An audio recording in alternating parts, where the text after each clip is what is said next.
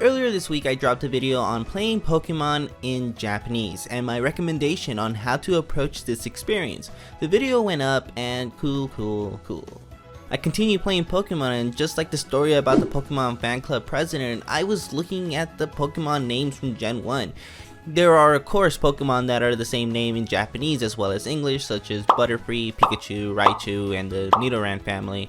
Nidoran, Nidorino, Nidorina, Nidoqueen, and Nidokingu. Oh, and Zubat being Zubato. I remember this one specifically because I'm currently in the cave leading to Lavender Town. Then there are the Pokemon that have the names that, unless you're culturally fluent in Japanese culture, you won't know what they mean. I'm not saying that I know what they mean, because I had to look it up. But an example of this is Squirtle. Its Japanese name is Zenigame, which apparently is a Japanese word for baby spotted turtle or immature Japanese pond turtle. Who knew? I didn't know until making this video. But that's the thing about these names. To the Japanese, Squirtle's name is not a combination of squirt or turtle. Its name is just the name of a thing that exists in real life. I mean, Mankey is close to monkey in English, but it's different enough and it actually falls under the category of having the same name in Japanese. Just like Pikachu and Butterfree. Well, there's more. So you already know some of the Japanese names for Pokemon. Like I said, Pikachu, Nidoran, Butterfree, etc, etc. But did you also know that Pidgeotto's name in Japanese is just pigeon? Its name is the English equivalent for a pigeon. It's pronounced Pigeon and spelled Pigeon, but that's its name. Cool, huh? Oh, and since I was looking it up, Pidgeot's name is Pidgeotto, which kinda sounds like Pidgeotto, but it's still Pidgeot. Usually names that end with to are meant to be interpreted without the O. You know, Pidgeot, not Pidgeotto, Pidgeotto. I don't really know how to explain it, it's just one of those things. Another interesting one is Rattata. Sometimes just by looking at Pokemon names, you can guess the framework of how these names are put together. Squirt and Turtle make Squirtle.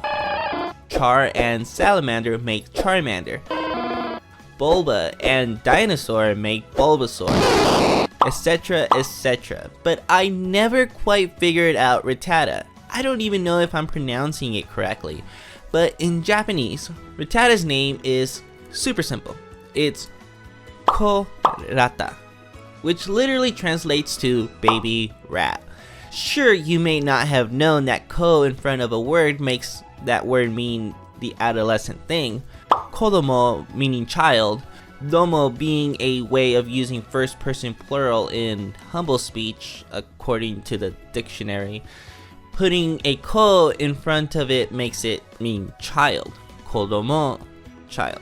Koinu, inu meaning dog, makes it puppy.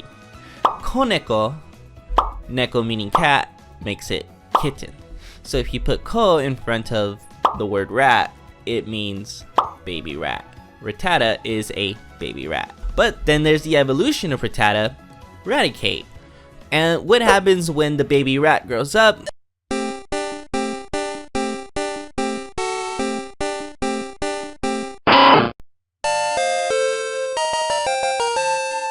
It's a rat. It becomes a rat. Raticate's name is Ratta, i.e. rat.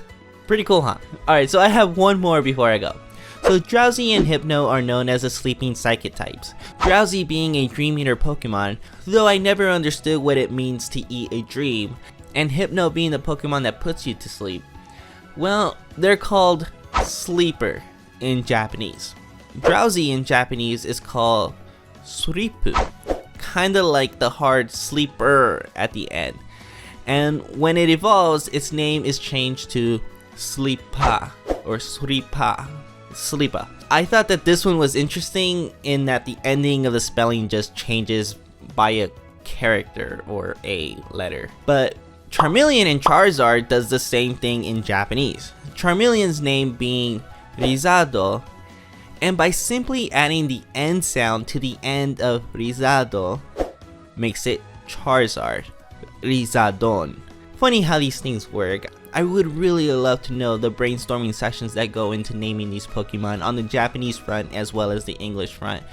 But I have one quick bonus one for the Zelda fans watching. Graveler in Japanese is called Goron, which sounds a lot like Goron. And what are Gorons in Zelda? Rock people, just like Graveler. Oh my god! I'm sure that there's some Japanese lore going on there, but I didn't look it up. But if you like this video and you want to see more, then rate and subscribe. Also, comment down below to let me know you want to see more. Maybe I can cover the other gens if you want. Something Peekaboo Mew under the truck. Bye, chat.